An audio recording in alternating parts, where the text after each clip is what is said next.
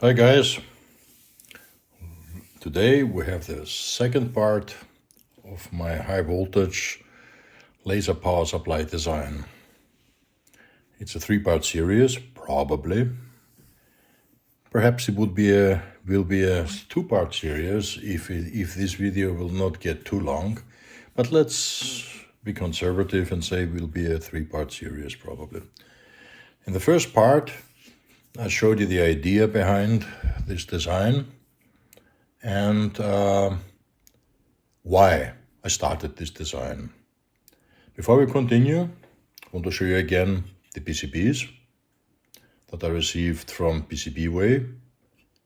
PCBWay is the sponsor of this video. They delivered beautiful, immaculate PCBs. This is the unpopulated one, of course. In short, you will see how it looks populated. So the idea behind that was to use as much as possible ready-made parts from ready-made modules or circuits. And for that, these two were chosen. First of all, this is a CCFL converter that is widely available. And the reason I use this is for the transformer. The most difficult part for this design is the transformer, because I'm not going to wind myself one. These times are gone. And the idea in all my design is to be repeatable and quite more or less easy repeatable. And I don't want to wind a transformer that needs an isolation for almost 2000 volts, etc. So the nearest thing to use is a ready-made 12-watt CCFL part. And not only I will use a transformer, but all the other parts, because I have it, the Royer oscillator and the transformer. And for driving this Royer oscillator, this buck converter IC, LM, I cannot even read it, one moment.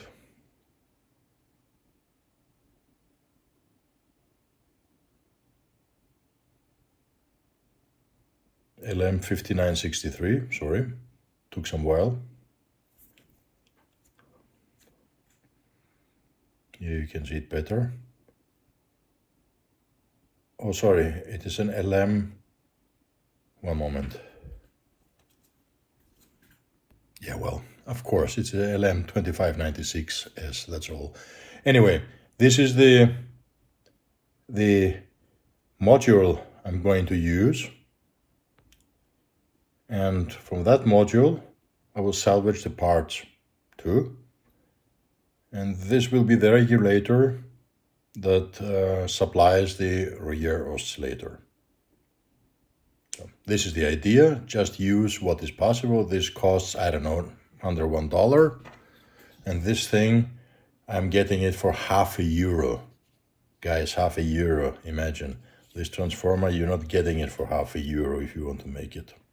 Anyway, so from starting now, from this beautiful PCBWay PCBs, thank you again for supporting this video, PCBWay, we go to this.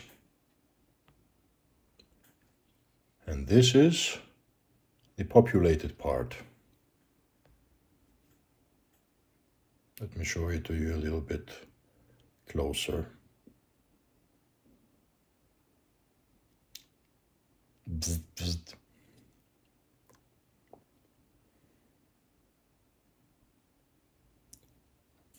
This is the back. This is how it looks. And guys, the reason of this soldering, this big round solders on the high voltage part, it's not because I cannot solder. There's a reason for that, and the reason is called Corona or St. Elmo's fire. Everything on the high voltage part that has spiky, or it is not round and has spikes, will produce corona discharges. This is what you hear, and this is what you will smell, because it will create ozone, O3. Both of them are not bad. Ozone, yeah, not really. And if you hear it, you hear it. The problem is, we will not only hear it probably if the triggering voltage that goes up to 13,000 volts with this power supply here is not loaded. This thing is not potted. It's not in oil. It's not in nothing. You can have flashovers. This is why always at high voltage designs of the high voltage side, if you make the soldering on the bottom, or whatever you have the soldering, as round as possible. Let me show you what I mean by showing you a professional multiplier, Cockcroft-Walton multiplier from a X-ray head. This is the multiplier that comes from an X-ray head, professional X-ray head. It's quite heavy because there's a lot of capacitors. Look at that. Many of them are in series and parallel, same as the diodes. And now look at the soldering. Guys, that's not because the people do not know how to solder. That's exactly why it's made, because of the reason that I explained before. To do not have pointy connections on the high voltage, because you will get high voltage discharges. You see? Okay, just an information. Independent if you pot this thing or you put it in oil. This thing was completely in oil, completely in transformer oil. Always, when you have high voltage, try to keep your soldering connections round, not pointy, for example, like that. This is the low voltage part. As you can see here, there are pointy connections. And the high voltage, everything is round.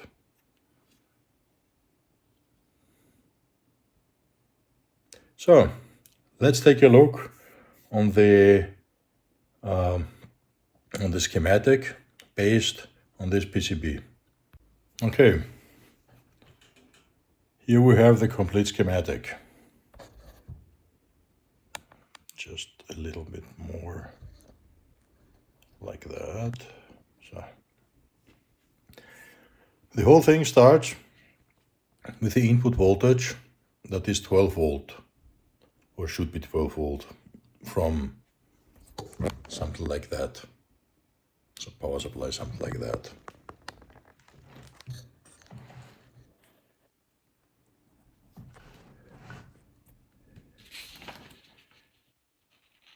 Then we have the LM2596, the Buck converter.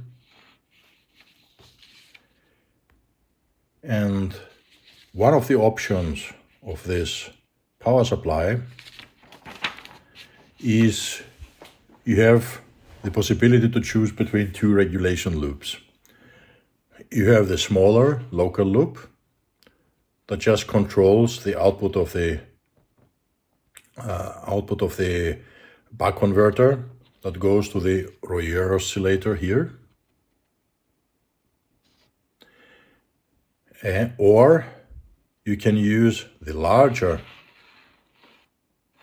high voltage loop, like here, this one, that regulates the high voltage and therefore regulates the feedback of the Buck converter itself. This is done with high voltage and high value resistors. For example, this resistor here, that is this one, is a 33 mega ohm, 3.7 kilo ohm VR37 high voltage resistor. And that's this one. We have a divider. Everywhere I have a TVS protection diode or some protection diode. For this part it's a 5 volt TVS, but everything that is above 5 to 7 volts, because the 7 volt is the hold value, will clamp it to 7 volt so it doesn't destroy everything here in case that the potentiometer itself is gone bad or removed, because you can use an onboard PCB potentiometer or on a connector with leads.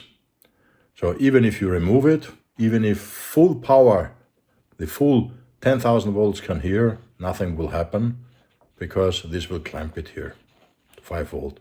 And the 33 mega ohms are so high that only microamps will pass that. So this is the protection. So you have the larger loop that goes here. The loop is chosen by, it is a jumper bridge, SMT jumper bridge on the bottom. You can choose between the high voltage larger loop or the local loop. At the moment I've strapped it on the local loop. Continuing from the back converter with filtering. This is the 1 micro HeNe filter that is used from the CCFL converter. Look at that. This is almost the complete part of the CCFL converter used. You see that? Same here.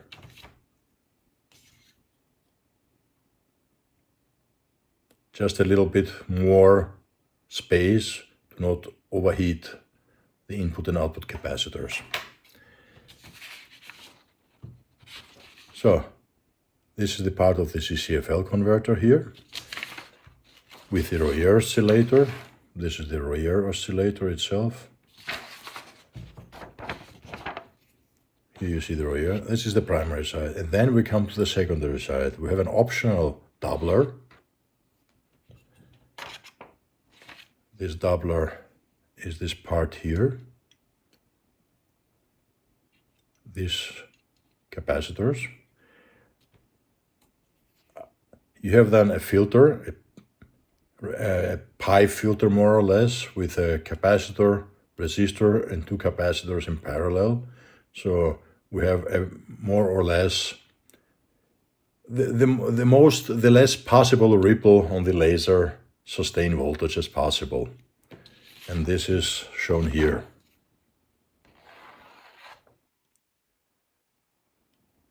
Then you feed this voltage of the doubler or the single rectification, depending how you populate it, to the base of this Cockcroft-Walton multiplier. That means that the output of the Cockcroft-Walton will be the input voltage that comes from the CCFL itself, through this capacitor, plus the base voltage.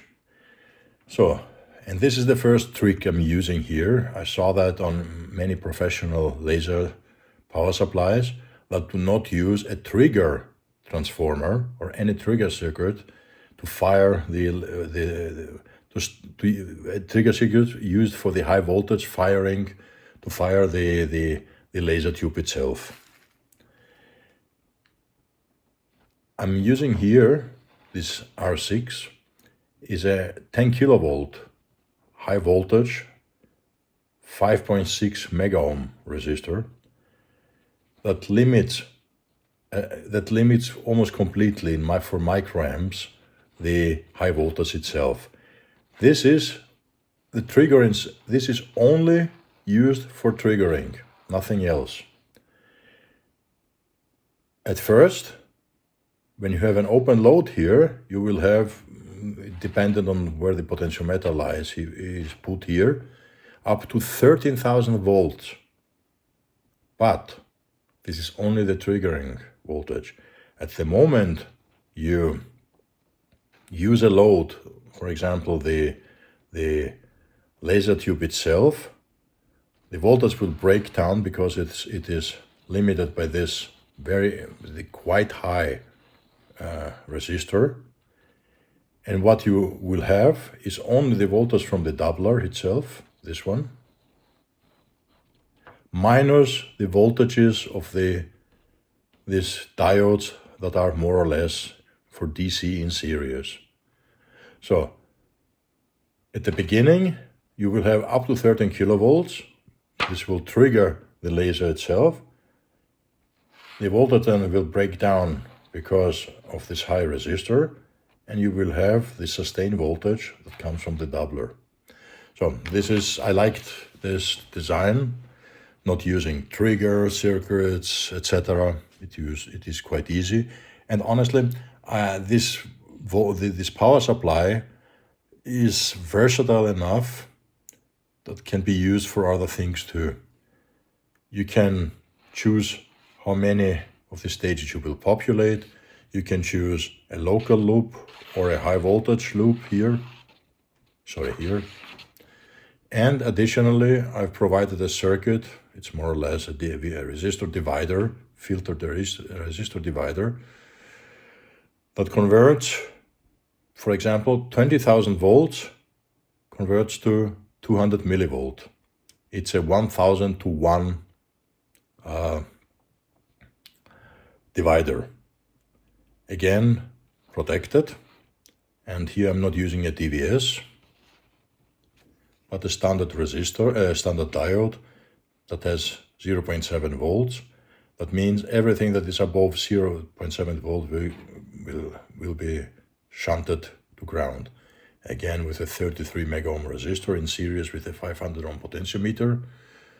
That should be set to 330 ohms. Then you have 1000 to 1. The idea was to use a digital DVM that has a maximum input of 200 millivolts, and this would show, and this would be the 20,000 volts in reality. Yeah, this is more or less the complete circuit. This is the potentiometer that controls the local loop. This one controls the high voltage loop.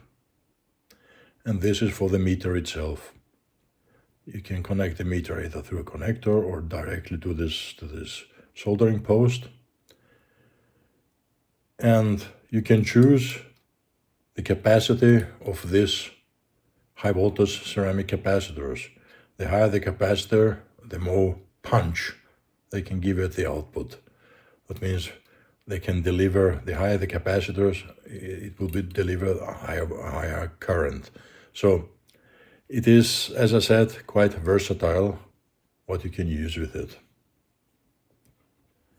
The input is a 12 volt barrel connector or a dedicated connector. So I don't have much to say for that anymore. For this part, I will leave it with a 3-part video, because if I start now with a demonstration, what I want to do, because I want to show you how it works with 3 dedicated laser tubes. For now, I'm showing you only a smaller one. These things, of course, is outdated, but they are beautiful to watch. Yeah, when they're light, when they're ignited. This is a red one, of course, because of helium neon. There are 3 different power levels. This is the smallest one. I will show you all of them, all the 3 of them, in the part 3 and the adjustment procedure and everything else. But for now, This is the second one, much larger. For now, if you like what you see, if you like my videos, if you like my content, please subscribe the channel, smash the like button, ring the bell. With that I mean press the bell button so you will be notified when I have a new video. All of these things help my channel to grow and giving me the possibility to make new projects, new designs, and show you much more interesting stuff. Okay, that's for now. I hope you liked what you see. Thank you for watching. See you next time. But wait, before we go, a few words about the sponsor of these PCBs that you see in this video, PCB Way.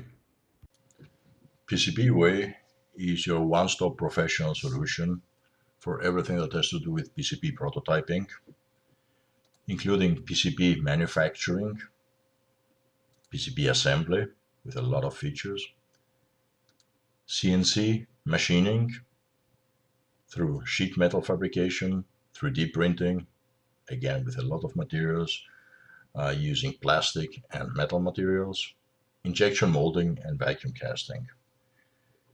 By using the highest standards, immaculate results are guaranteed.